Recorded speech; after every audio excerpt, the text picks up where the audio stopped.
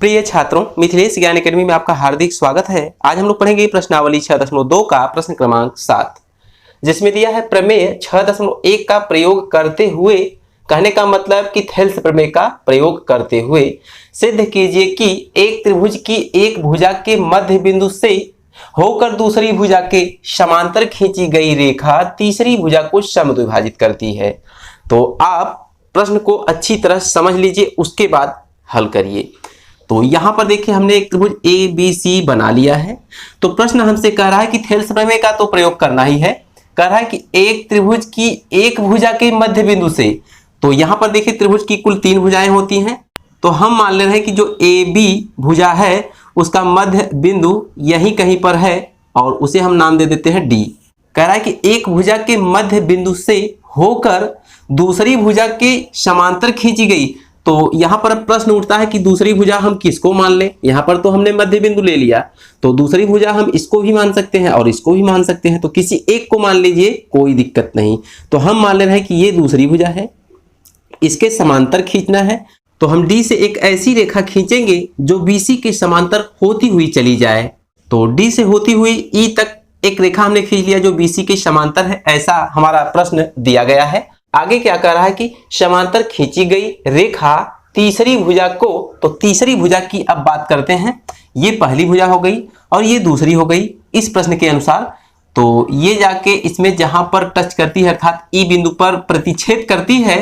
तो प्रश्न हमारा कह रहा है कि तीसरी भुजा को समद्विभाजित करती है। और समद्विभाजित का मतलब क्या होता है? सम का मतलब होता है समान, द्वि का मतलब होता है दो, विभाजित का मतलब होता है बांटना। तो कुल मिलाकर उसका संधि विच्छेद क्या हो जाएगा? दो बराबर भागों में बांटना, दो समान भागों में बांटना, उसी शब्द को कहते हैं समद्विभाजित। तो यहां पर जो ई बिंदु है इस ए सी रेखा को समद्विभाजित करती है। कहने का मतलब ये जो भाग है इस भाग के बराबर होना चाहिए, यही हमें प्रूव करना है। तो सबसे पहला काम हम करेंगे क्या, अपने हल में लिखेंगे जो हमको दिया है। तो आप ध्यान से देखिए, त्रिभुज एबीसी में डीई समांतर बीसी हमें दिया गया है। यहां देखिए डीई समांतर है बीसी के, यही त्रिभुज एबीसी में हमें दिया गया है। इसके बाद हम लिखेंगे सिद्ध करना है। तो हमें क्या सिद्ध करना है, इस फिगर में आप देखिए और प्रश्न में भी आप पढ़ सकते हैं।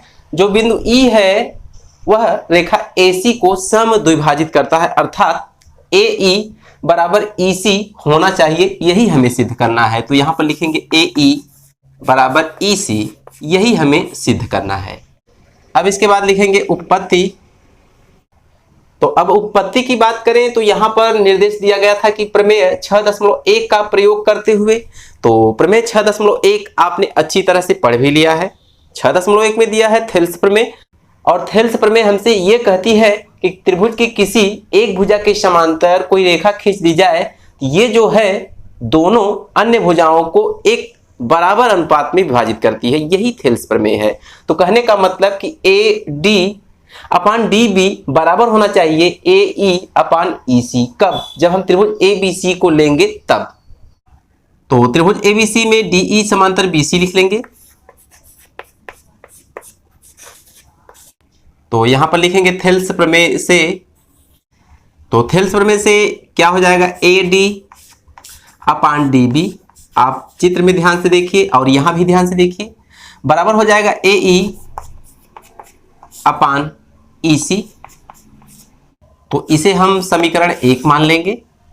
इसके बाद आप थोड़ा सा ध्यान दीजिए, कह रहा था कि त्रिभुज की एक भुजा के मध्य बिंदु से, तो यहां पर देखिए जो डी पॉइंट है वो ए बी का मध्य बिंदु है। तो कहने का मतलब ए से लेकर डी तक और डी से लेकर बी तक दोनों आपस में बराबर होंगे। तो उसी बात का यहां पर इस्तेमाल हम करेंगे। लिखेंगे चूंकि ए डी बराबर है डी बी, ऐसा हमें दिया ही गया है। तो ए डी बराबर डी बी को आप ध्यान से देखिए कि यदि हम डी बी में 1 से गुणा कर दें तो इस पूरे इक्वेशन पर कोई प्रभाव नहीं पड़ेगा।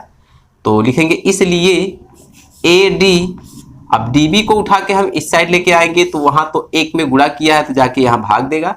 तो लिख देंगे डी बी और बराबर 1, और इसे हम मान लेते हैं समीकरण 2। अब आपको ध्यान से देखना है समीकरण 1 और 2 को। समीकरण 1 में a d upon d b पाया जा रहा है, और समीकरण 2 में AD अपन DB कह रहा है कि हम 1 के बराबर हैं, तो हम नीचे लिखेंगे कि समीकरण फर्स्ट में AD अपन DB बराबर 1 रखने पर, तो जब हम समीकरण 1 में AD अपन DB के स्थान पर 1 रखेंगे तो कैसा हो जाएगा, ध्यान से देखिए, इसके स्थान पर 1 लिख देंगे, बराबर ज्यों का त्यों रहेगा AE अपन EC। ध्यान से देखिए AE अपन EC, तो 1 के बटे हम 1 लिख सकते हैं। तो जब बराबर के दोनों तरफ भिन्न होती है तो होता है क्रॉस मल्टीप्लाई, तो यहां पर हम लिखेंगे या EC का गुणा 1 में होगा तो EC मिलेगा, और AE का गुणा 1 में होगा तो AE मिलेगा। तो EC बराबर AE हमने प्राप्त किया है, और अब हम ध्यान देंगे कि हमें सिद्ध क्या करना था। हमें सिद्ध करना था कि AE बराबर EC, तो लगभग हमने ठीक ठाक हल कर लिया है, अर्थात सिद्ध कर लिया है। केवल इसी क्रम को चेंज करके लिख लेना है, तो लिख देंगे या AE बराबर EC। तो अब देखिए ये AE बराबर EC सेम टू सेम हमें मिल चुका है, तो इसके आगे हम लिख देंगे यही सिद्ध करना है। तो जैसा कि आपने देखा क्वेश्चन काफी आसान था। तो आज की वीडियो में बस इतना ही, फिर मिलेंगे अगले क्वेश्चन के साथ अगली वीडियो में, तब तक के लिए धन्यवाद।